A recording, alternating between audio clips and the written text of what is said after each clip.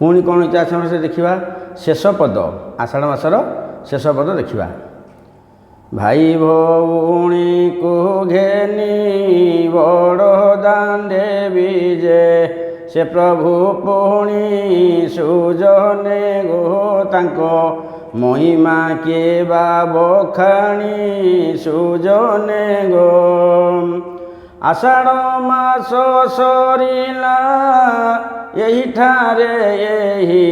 कथा रहिला सुजने गो दोष थिले क्षमिबे भला सुजने गो। जगन्नाथ बलभद्र सुभद्रा भाई भौणी साथी धरी 3 जन जाक रथरे विजय करती भक्त मैंने बहुत रहती दर्शन करती केवल आषाढ़ मास जिन कर बैशाख मास हेनी जहाँ पूर्व निर्धारित आम कहले हेनी यहाँ आगलार जिनस तेणुक ये सब जिन आषाढ़ मास शोभा वर्धन करुच्ची ये आषाढ़ मास गीत सरला जदि किसी मो लेखार त्रुटि दोष थी भाई मैंने